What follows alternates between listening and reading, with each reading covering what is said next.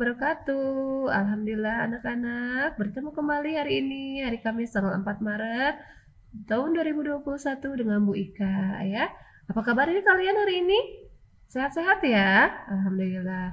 Hari ini kita akan belajar PLH mengenai pemanfaatan sampah anorganik. Sebelum dimulai, mari kita bersama-sama berdoa. Semoga kegiatan hari ini diberikan kemudahan dan kelancaran. Berdoa dimulai. Bismillahirrahmanirrahim. Nah, anak-anak sudah siap? Oke, kita akan mulai.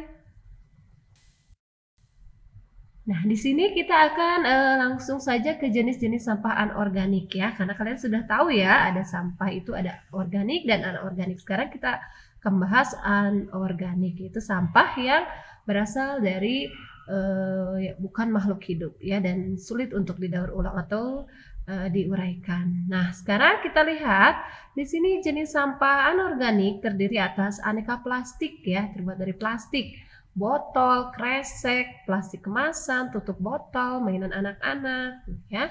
Selanjutnya sampah anorganik juga ada yang terbuat dari logam seperti kaleng, besi, timah, aluminium. Ada juga dari kaca seperti botol kaca, ada juga lampu ya, gelas dan sebagainya. Selanjutnya kain juga bisa pakaian bekas, karung goni dan karung terigu. Ada juga styrofoam dan juga aneka karet seperti ban luar kendaraan seperti motor atau mobil dan juga ban dalamnya. Atau juga ada sepatu atau sandal karet ya. Nah, selanjutnya ini bagaimana cara kita mengolah sampah anorganik. Nah, dari sini, dari berbagai jenis ini kita bisa bagi dua ya, kita kelola menjadi dua bagian. Yang pertama itu sampah organik yang dapat dimanfaatkan kembali, dan yang keduanya itu sampah organik yang dibawa langsung ke TPA untuk dimusnahkan karena tidak bisa didaur ulang atau digunakan kembali ya. Nah, di sini pemanfaatan sampah anorganik ya. Pertama itu dipilah. Dipilah itu dipilih-pilih ya, sampah anorganik bisa dikumpulkan oleh para pemulung biasanya ya, atau kita juga bisa juga kita sendiri mengumpulkannya dan dijual kembali ke pengepul sampah atau bank sampah. Dan kabar baiknya saat ini telah hadir startup yang membantu mengelola sampah di kota-kota di Indonesia. Contohnya di Bandung itu ada Goni-Goni. Jadi kalian bisa aplikasi melalui smartphone kalian ya, Goni-Goni di aplikasi Play Store. Nah, di situ kalian bisa ikut berpartisipasi dengan mengurangi sampah dan tentu juga mendapatkan keuntungan, yaitu uang atau poin yang bisa kita gunakan untuk membayar tagihan ya, untuk membayar listrik dan sebagainya. Nah, di Denpasar ada Greengo, di Kota Jakarta ada Mulung, di Makassar ada Mal Sampah. Nah, semua aplikasi ini asli buatan dari anak bangsa ya, hebat ya. Nah, sampah yang nanti akan dikumpulkan itu bisa kita tukar dengan poin atau uang ya. Contohnya apa saja barang-barang bekas yang bisa kita kirimkan ke aplikasi, yaitu contohnya botol bekas, aneka plastik, kardus, koran, kertas bekas, karung, aneka jenis logam, jenis kaca, ban, bahkan sampai minyak jelantah ya. Dan biasanya hasil dari sampah yang dikumpulkan ini mereka salurkan kembali ke industri-industri yang pengolahan sampah langsung ataupun ke pengrajin-pengrajin ya, supaya bernilai lebih lagi ya. Nah, selanjutnya beberapa sampah ternyata tidak bisa kita daur ulang. Contohnya seperti botol spray ya, mengandung spray seperti semprotan serangga ya, seperti itu. Terus juga ada baterai bekas, styrofoam, pupuk bayi ya, atau pembalut wanita, itu tidak bisa kita gunakan lagi ya. Jadi langsung dikirim ke tempat pembuangan akhir sampah untuk dimusnahkan atau dibakar ya, supaya tidak merusak lingkungan.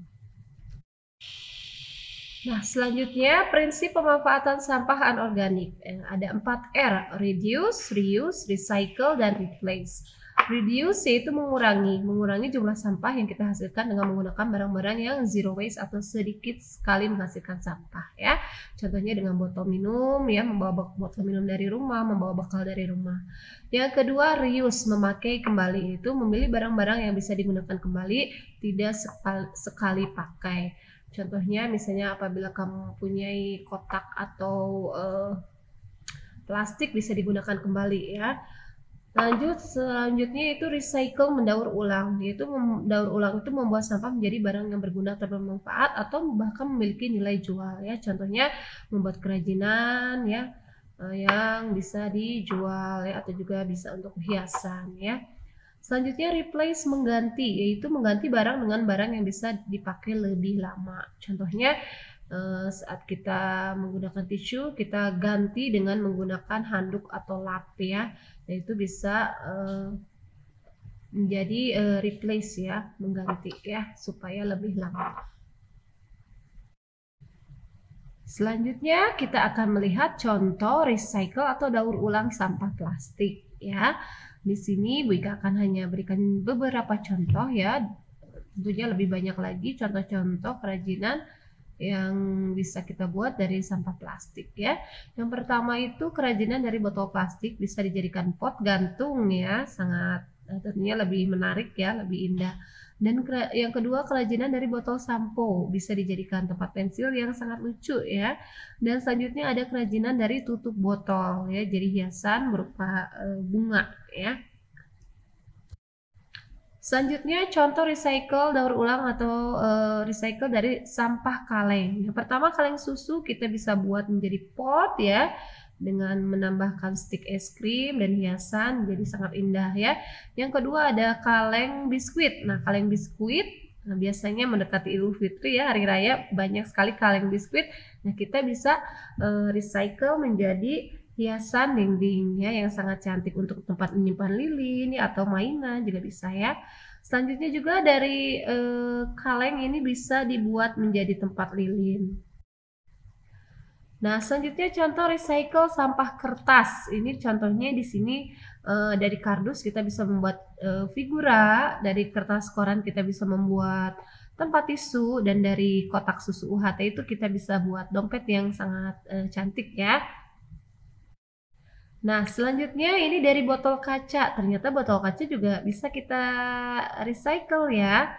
Nah, contohnya kita bisa membuat botol lukisan ya, jadi menggunakan cat akrilik, dilukis ya sesuai selera kalian, kreativitas kalian. Yang selanjutnya juga bisa digunakan sebagai tempat penyimpanan, yaitu dari toples-toples yang biasa saja ya, bisa ditambahkan mainan-mainan ya, sehingga lebih menarik ya, diwarnai dan hasil akhirnya tentu lebih menarik ya. Selanjutnya bisa juga dibuat kerajinan bingkai foto. Ini dari kaca yang atau dari bekas toples atau selai ya, bisa juga ya, daripada tidak bermanfaat kalian bisa gunakan sebagai bingkai foto ya. Nah anak-anak, itulah beberapa contoh hasil kerajinan dari sampah anorganik, dan tentu saja masih banyak lagi kreasi-kreasi atau kerajinan yang bisa kalian manfaatkan dari sampah anorganik ya. Dan tugas untuk hari ini kita akan mengerjakan latihan soal PLH halaman 100 ya, nomor 1 sampai dengan 3 dikirimkan kepada wali kelas masing-masing. Itu saja. Terima kasih atas perhatiannya. Tetap sehat, tetap semangat, dan selalu bahagia walaupun kita belajar dari rumah. Wassalamualaikum warahmatullahi wabarakatuh.